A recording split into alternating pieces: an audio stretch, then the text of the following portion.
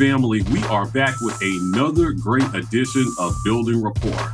Returning, we have a very special guest for you guys. The athletic director of all of Auburn Sports joins us again to update us on the state of everything Auburn, Mr. Alan Greene. Alan, thanks for joining us. Okay, Mr. Greene. So this offseason was filled with a little bit of excitement. You've had to deal with some things during your tenure at Auburn. Given some of the things that have happened this offseason, can you talk a little bit about what the process has been for yourself and the athletic department in managing public perception with the reality of some of the things that have happened behind the scenes this offseason? Right. We are in season all the time. We may not be competing, but we're in season. So I'm going to assume you're going to talk about football, right? And so this is, quote, the traditional off season, even though we're in spring practice. But just making sure that as you go through a season, and we got off on a really hot start. We were 6-2, ended up losing games that we would have hoped to have won, and that creates a little bit of an opportunity for doubt to set in. What I would tell you is that it was a learning lesson for Coach Harsin and the staff and the players. And as you roll into the offseason, we've got a revamped staff. We've had some movement in terms of players. And what I have seen and what I have heard from our student athletes and from our coaches is that the energy around the program is so much different, so much better than it was before. So we're really excited moving forward as we get into spring practice. We're excited to get the recruiting underway, and I know it already has been. But just marching forward, it's really important that we face forward and think about the future and put ourselves in position to be competitive on the field. Well, you talked about it a little bit in our previous conversation. The word that you used was hope, right? The hopefulness around the locker room, around the program, specifically talking about Auburn football. And you said the energy is good right now, but where would you say everything is on the hope meter? Is everyone really hopeful that this season and moving forward, Auburn football is going to get back to a place of prominence within the landscape of the SEC and the larger college football landscape nationally? There isn't a student athlete who comes to Auburn, whether it's football or some other sport, that doesn't want to win a national championship. And our football team is no different. For those people who get a chance to be around the locker room, on the practice field, or even in the training room, or just being around the guys, they're confident in their ability to be successful. I walk down the hallway and I can see our quarterbacks going through plays, or our defensive backs going through schemes. And I've listened to them talk about the positions that they're in, having been in this new system now for what will become the second year, and just understanding it better. And I also think having more time to spend dedicated to picking up the offense, picking up the defense, getting to know each other as players, and coaches. We didn't have that last year. Right. We didn't have that ability. Like, we were designed to stay away from each other, right? And now we have the opportunity to really come together. So that gives me a lot of hope, a lot of excitement. It should give our fans some excitement that the operations of what we're going through now are very different than the operations of what we were doing 12 months ago. Well, Alan, you used that hope word again. So the last time we talked to you about the decision to make a change at head coach, it was about kind of reinstilling hope in what was happening around the football program. Can you update us a little bit about where we're at on the hope meter going into year 2 of Brian Harsin? Yeah, well, I think it's important to realize, right, hope is not a strategy. So like, the football team and staff are doing what they can to put together a strategy that best fits and suits the student athletes. But again, as we think about the upcoming schedule and upcoming football season, I am hopeful. I've watched our quarterbacks move around. I've watched our D-line. We've got an opportunity to be really successful. In order to do that, though, our strategic, implementation has to be probably better than others, right? In the sense that we have to execute better than other teams execute. And I think if we've seen and heard from Coach Harsin, he's very intentional about doing the little things right. And if we can do more of the little things right than everybody else, we've got a real chance for some success. So are you still feeling confident? I hear you saying that you feel confident about your decision to hire Brian Harsin as head coach. I've watched him. So one of the things that I get a chance to do also, and he's invited me in, is to sit inside their staff meetings or any personnel meetings that I want to sit in, I can sit in. And I've watched him meticulously work through a practice plan, work on leadership with the assistant coaches, work on leadership with our student athletes. I even saw him playing catch in the hallway with a football with one of our quarterbacks, just talking shop. So like there's a lot of the foundation that's being put in. I recognize that this is not going to be an overnight sensation. Will we be competitive? Yes. And who knows where we're going to end up in terms of record, but I can see the foundation being laid, and it's something that gives me a great deal of excitement. Well, I want to pivot to a different sport and talk about the hope that I know that was overflowing for basketball this season. Yes. In the middle of the season, Coach Pearl was granted an extension on his contract. First ever #1 ranking for that basketball program. Didn't quite finish the way that a lot of fans hoped that it would be. But can we just talk a little bit about the state of the basketball program and your hope for the future and how that program will continue to flourish under the leadership of Coach Pearl? Yeah, BP has continued to build this program.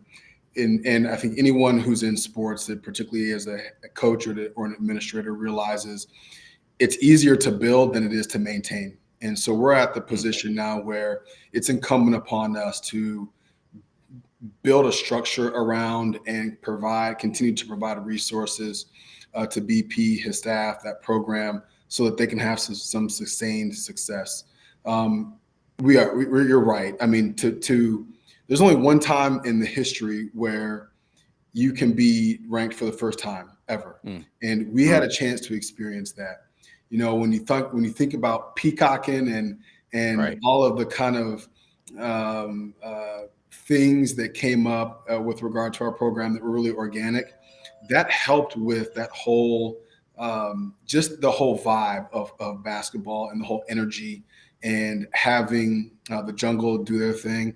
It was an awesome experience. We truly do have one of the best, if not the best, experiences and atmospheres in college basketball, and it's in huge part to BP being a relentless marketer, a relentless recruiter, if you will, and someone who people are energized to be around. And blessed and thankful to work with him, and look forward to having some more success in the future. Alan, Bruce Pearl is a quote machine. We got a chance to talk to him, during his #1 run this season. One of the things that he's got a lot of fans saying is that Auburn wants to be an everything school. Yes. Good at everything. We feel like that's happening. There's a lot of excitement around Olympic sports at Auburn. We noted that when he arrived at Auburn, he really got involved with the community. He got in, he was doing dunk tanks on campus with the students, just, things that you don't see head coaches who make millions and millions of dollars a year doing. Contrast that with somebody like Brian Harsin, who's maybe a little bit more serious. We've seen some noted changes in the way that Coach Harsin is now interacting with the community. Can you talk a little bit about that relationship with Auburn coaches in the community and how that makes us into something where they have something special here at Auburn? That's an excellent point. And #1, they broke the mold with BP. So like there is no other like him, whether it's a basketball coach or a football coach. So he truly is in a league of his own. One of the things that makes Auburn special is our commitment to our community and the town-gown relationship, and for people who sit in high-profile positions to be incredibly relatable. I think one of the things that's unfair, but it is also the reality, is it's really hard to compare a basketball coach and a football coach. Basketball, you got 15 players or so, and a few suits on the bench. In football, you easily have 30, 40, 50 staff members to worry about, 115, 20 student athletes, and the jobs are completely different. And so I do think it's unfair to try to levy the same expectations on a football coach versus a basketball coach versus any other coach. But yet and still, it is important for all of our head coaches, particularly our football and our basketball coach, and people in my position, to be out in the community, to try to attend as many events as possible. One of the things that we try to remember is if you're doing too much of one thing, then you may not be doing enough of another. And what's most important for us right now is that our football team get prepared to be able to have success on Saturdays in Jordan-Hare, right? That is the most important thing we can do. Ancillary to those things is being able to engage with the community, help members of the Auburn family see a vision, get to know you, get to know people as people, and that's just really hard for any football coach to do. They're in this building. Our staff is in this building, almost 24/7.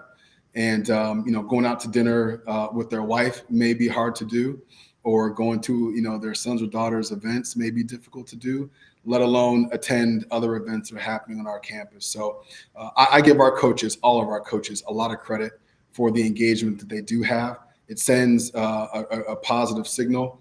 I will also tell you, Coach Harsin attends our regularly scheduled head coaches meetings and our monthly town hall meetings. And that's not something that a lot of football coaches do across the country. So really blessed that he's taking ownership of the program and making sure that he's as visible as he can without hurting his team. Quick follow-up. You mentioned they broke the mold with BP, but you also broke the bank this offseason as well, too. So $50 million to lock him up. Level with us, Alan. How close were you guys to a deal when the news started to break? It sounds like his agent did his job there with some of the Louisville rumors, but how close were you guys to a deal at the time? Number one, I try to remind people, and it's really hard to do because it's part of human nature. You can't believe everything that you read. Okay, so that would be number one. What most people don't know is that at least during my time here, and even prior to my arrival, there's annual conversations with Bruce as he was building that program to make sure that we were investing in him and his staff and his program to the degree that we thought was necessary to continue to elevate the program. I will tell you that this most recent conversation we had with regards to his commitment to Auburn and our commitment to him was one of the quickest that conversations that we've had. He wants to be here, and we want him to be here. And so it was pretty easy to get to a consensus on the things that he wanted and the things that we wanted to provide, and to be able to go ahead and secure and lock him up. Better yet, him knowing that we're committed to him, and vice versa.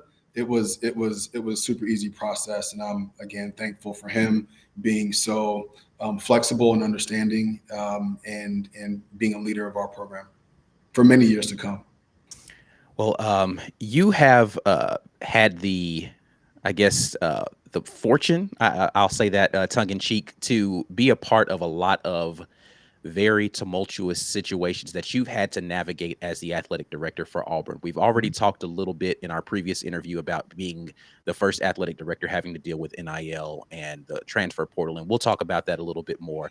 You've already talked about the situation with Auburn football in this offseason, but I want to harken back to, just staying in the vein of basketball, about coming into a program that was in the midst of an NCAA investigation and how you all have navigated that process to now being in a place where the NCAA has made their determinations on what type of sanctions are going to be there, and just how it was to come into that space and how you all have handled the PR nightmare that could have been for that. And I think gracefully done so, but just give me a little bit of perspective from your position on that. The news on basketball and the FBI stuff broke prior to my arrival at Auburn. And upon my arrival, I had to get caught up to speed on some of the dynamics around the FBI investigation and how the university was handling it, and some of the engagements with the national office, the NCAA.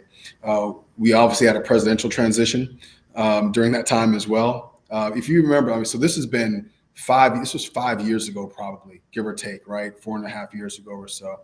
And so there's a lengthy process, unfortunately, and in working with university leadership, working with some of the leadership in our athletics department. I would say it was the ultimate collaboration, and a lot of hard work over many years. In terms of taking some penalties ahead of time, A lot of that was Bruce. He took the team off the road recruiting before the NCAA had levied down penalties. He's the one who said, you know what, we ought to take a postseason ban and do it before the season starts. And that was one of the most difficult conversations to have with a group of student athletes who were not involved, right? And to have an impact on them. So I give a lot of credit to Bruce for taking the position that he did, being mature about the circumstances that we were in. I also tip my hat to our university leadership for helping our athletics department and our university manage what I would say is a really unique NCAA infractions process and a set of circumstances. So Coach Pearl was leading the conversation about taking the postseason ban?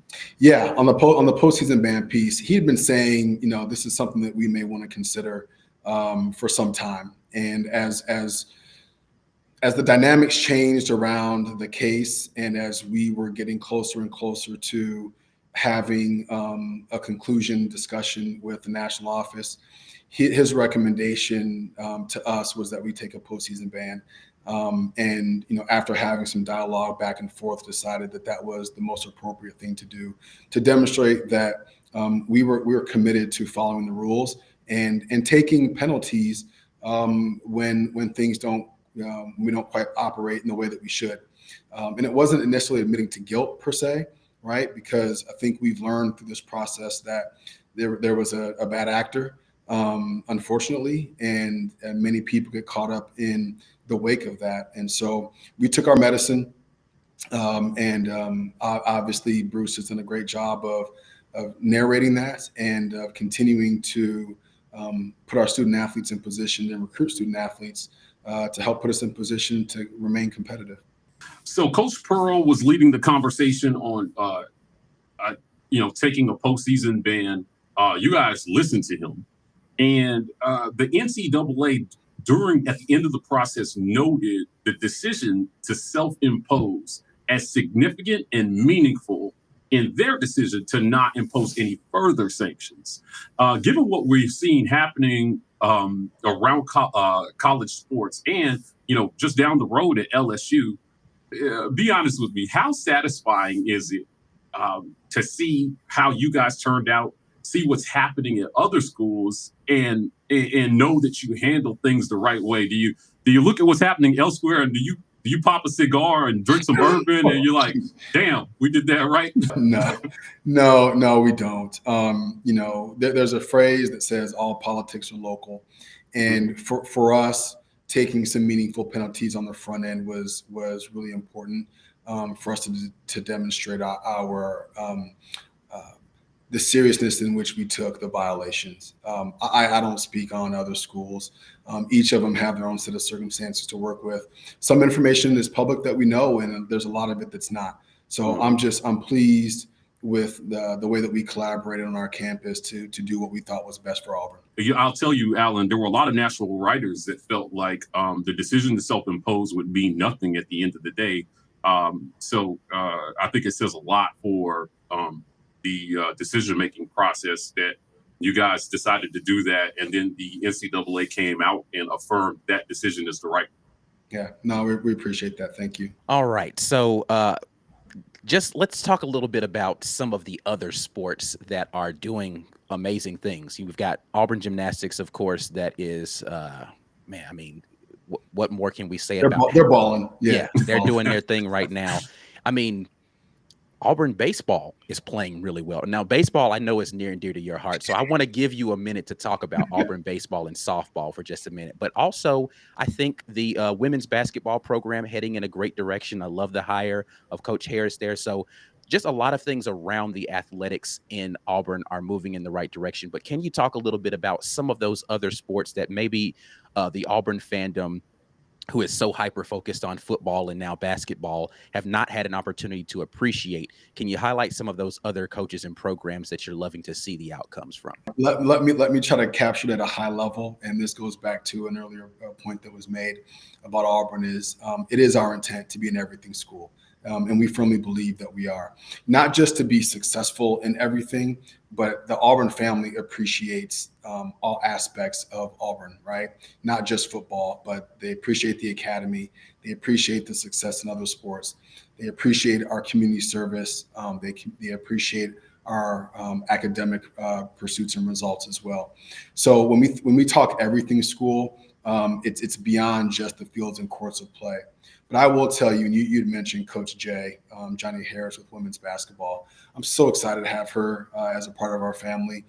She's an ambassador in the community as well, and she's helped build programs before, and we're looking forward to her building a successful program here with our women's basketball program and returning us to some success.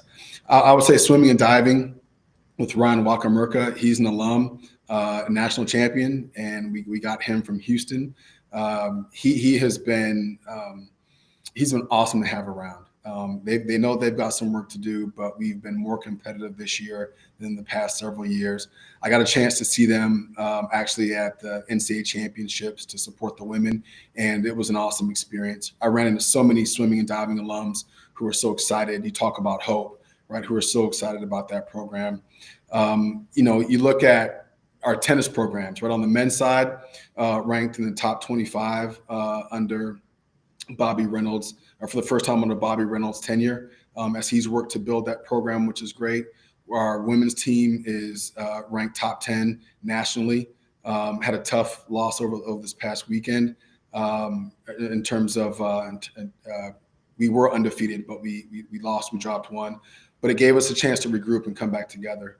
I think about equestrian, right, who won SEC championships this past week and are competing for a national championship here in a week and a half or so. Think about baseball and softball. Baseball coming off a great win at LSU, winning that series. Softball's, top 20 team nationally, and is really competitive. There's others I'm missing. We've got a lot going on that keeps us engaged and keeps us excited. And that's why I go back to the earlier point of there is no off season for us. We've got both golfs who are top 20 nationally. And so like we're doing really great things as a department. And I'm really proud of our coaches and their effort, our student athletes, and then obviously all the people behind the scenes that help support those endeavors. Well, Auburn got two very high-profile freshmen in the past season. One in basketball, in Jabari Smith, and the other one in gymnastics in Suni Lee. So, getting an Olympic gold medalist to come to your school is no small thing. But one of the only reasons she was able to even have a college career is because of the advent of NIL. So you've got a national brand that is Suni Lee. And last time we talked to you, NIL was just becoming a thing. Now it's here. How has Auburn put things in place to help deal with the new landscape of college sports and NIL? To have both of those individuals on our campus at the same time is pretty remarkable. Yes, because of their athletic attributes. But for those of us who are fortunate to get to know people like Jabari and Suni as people, it's a blessing. It's a blessing. I think they're better people off the court than they are on, and off the mat than they are on personally. But yes, NIL is a reality that we all are dealing with now. We launched the Spirit NIL, which is our NIL program to help with education and help with better positioning our student athletes to be able to navigate and manage NIL most appropriately. Bo Nix, who was our quarterback, was one of the first people at about 12:01 to post an NIL deal. So kudos to our team, again, who work on the back end to help set up our student athletes so that they can be successful in this space. But it's a new frontier. It's a new world. And I think for those who follow NIL across the country, you hear from coaches and athletic administrators about how this has changed the game, and recognizing that what we're dealing with now is different than what we were dealing with 6 months ago. And what we're going to be dealing with this summer is going to be different than what we're dealing with now. And so it's ever evolving. And those of us in administration recognize that We've got to continue to be adaptable, continue to try to foresee the future, and understand that no matter how much work we put in to get something set up for a month or 2 months from now, that by the time we get to that point, the goalposts will have moved. So it's an ongoing opportunity for student athletes to generate some income off their name, image, and likeness. It's an opportunity for us as administrators to lead these young people at a time when I think they need it the most, and to help them transition, if you will, pretty quickly from an adolescent or young adult to really adulthood, because there are things that are embedded in part of NIL that require one to be really mature and to have a good team of people around them. And we're certainly one of the first and one of the best to do that at Auburn. So to clarify for the listeners, with the program that you guys have set up, Spirit, the university's role is education and compliance.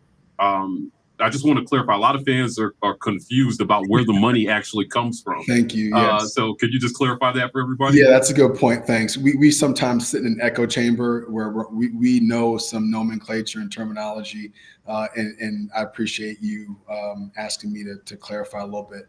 So yes, as a department, we are not permitted to provide financial resources for NIL. So we can't pay players, right? The athletics department is not permitted to do that.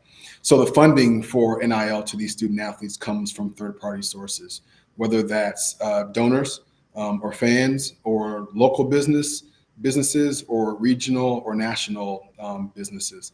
So when we talk NIL as a department, it is not Auburn Athletics that is paying these student athletes. It is members of the Auburn family or corporate entities who find value in partnering with our student athletes. And we've been on, Darian Goborn has been on an article in Forbes. She's a gymnast as well, All-American. So it's more than just Suni and Jabari. We've got a lot of student athletes who are able to take advantage of their participation as a student athlete at Auburn University. Well, I want to start before we get into this by saying kudos to you all and your Spirit program being recognized nationally as one of the leaders in the NIL space. You all have done a tremendous job. Again, this is not me touting that. This is a third party saying that Auburn has done a great job with NIL. But can you talk a little bit more about how being able to do that has helped with donor engagement and just kind of the relationship that you all have with NIL Auburn? Because I don't know if people recognize NIL Auburn is not Auburn University, right? That's another third-party entity, but just how that those two things kind of coincide. We are.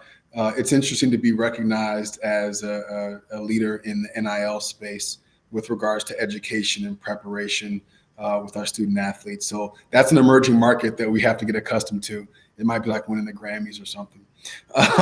But you are absolutely right. NIL Auburn, which is a third-party collective made up of all members of the Auburn family, they are separate from Auburn Athletics. And so when someone does a deal with NIL Auburn, they are not doing that through athletics.